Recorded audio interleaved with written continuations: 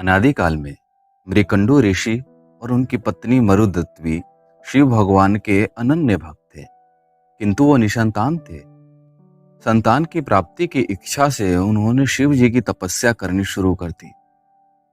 दिन बीते और फिर महीने। उनकी तपस्या कठिन से कठिनतर होती जा रही थी। अंततः शिव भगवान उनकी तपस्या से प्रसन्न हो गए। वो ऋषि के समक्ष प्रकट होते हुए बोले, हे महान आत्मा, मैं आपकी भक्ति से प्रसन्न हुआ। मांगो, क्या वर मांगते हो? ऋषि दंपति ने एक स्वर में कहा, हे प्रभु, कृपया हमें संतान का आशीर्वाद दे। शिव भगवान ने उनकी परीक्षा लेने का विचार कर उनसे कहा, वो तो मैं दूंगा, किंतु तुम्हें दो में से एक को चुनना पड़ेगा। मंद बुद्धि दीर्घायु संतान चाहते हो या फिर तीव्र बुद्धि संतान जिसकी आयु मात्र 16 वर्ष की होगी? दंपति ने विचार करके कहा, हे प्रभु, हमें तीव्र बुद्धि संतान का आशीर्वाद दीजिए। शिव भगवान ने उन्हें उनका मनचाहा वरदान दे दिया। समय के अंतराल में दंपति को पुत्र रत्न की प्राप्ति हुई। उन्होंने उनका नाम मार्कंडेय रखा। बड़े ही लाड प्यार से उनके माता पिता ने उनका लालन पालन किया। पर जाने क्यों कभी कभी वो दोनों थोड़ी देर के लिए उदास हो जाया करते थे। मार्कंडेय धीरे धीरे बड़ा होने लगा। वो अत्यंत मेधावी था। उसमें असाधारण प्रतिभा थी। शीघ्र ही उसने सभी धार्मिक ग्रंथों को सीख लिया। वो भी शिव भगवान के परम भक्त ही था। उसने शिव की स्तुति स्वरूप महामृत्युंजय का पाठ विशारद पा लिया था। नियमित रूप से इस मंत्र के उच्चारण से असमय मृत्यु से बचा जा सकता था। मार्कंडेय ने अपने प्रति अपने माता पिता के प्रेम तथा अनुराग को भली भांति समझता था। फिर भी उसे माता पिता की उदासी का भी बोध होता था। एक दिन उसने अपने माता पिता से पूछा, हे तात, मैं आप जैसे प्रिय अनुरागी माता पिता को पाकर स्वयं को भाग्यशाली मानता हूं, किंतु मुझे ऐसा लगता है कुछ है जो आपको निरंतर पीड़ा देता रहता है, आपको उदास कर देता है। वो क्या है? मुझे बताने की कृपा करें। ऋषि मृकुंडु ने एक गहरी सांस ली। पुत्र से वो असत्य नहीं कहना चाहते थे। उन्होंने कहा, प्रिय वत्स, हम दोनों को क्या पीड़ा देता है ये मैं कैसे बताऊं? तुम शिव भगवान के आशीर्वाद का परिणाम हो। उन्होंने हमें विकल्प दिया था, सुस्त पर दीर्घायु संतान या फिर मेधावी पर अल्प आयु संतान। हमने मेधावी संतान का विकल्प चुना और इस प्रकार तुम हमें मिले। भारी मन से ऋषि ने मार्कंडेय को उसके जन्म से जुड़े राज को बता दिया। मार्कंडेय ने कहा, हे तात, आप मेरे अल्पायु होने की चिंता ना करें। हमारे प्रभु मुझ पर हर दुर्भाग्य से बचाएंगे। समय बीता और एक दिन मार्कंडेय 16 वर्ष का हो गया। उसके जीवन का अंत समय आ गया।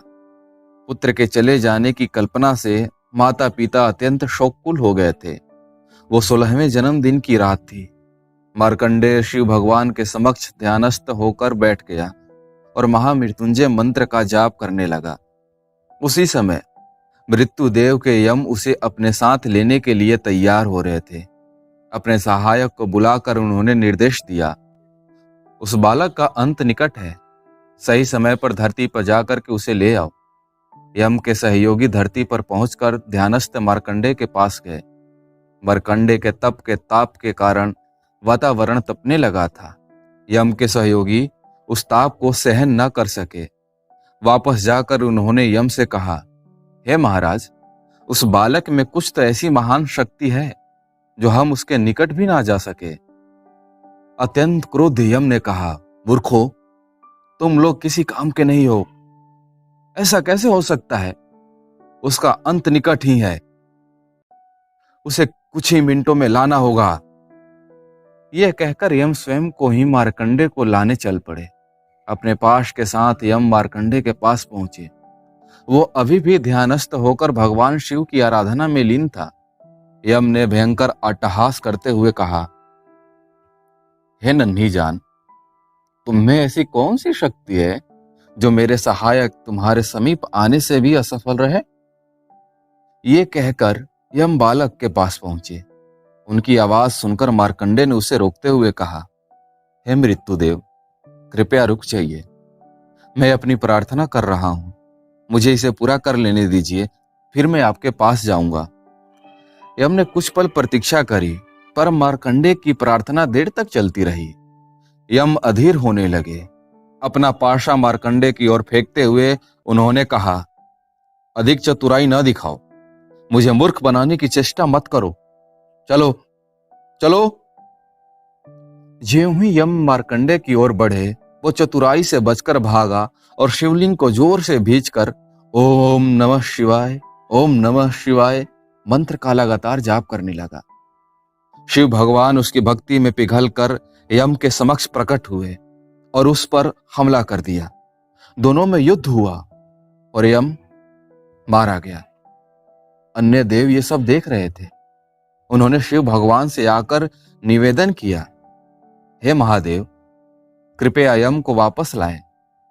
उसके बिना लोग अविनाशी हो जाएंगे महादेव, और धरती का संतुलन भी बिगड़ जाएगा।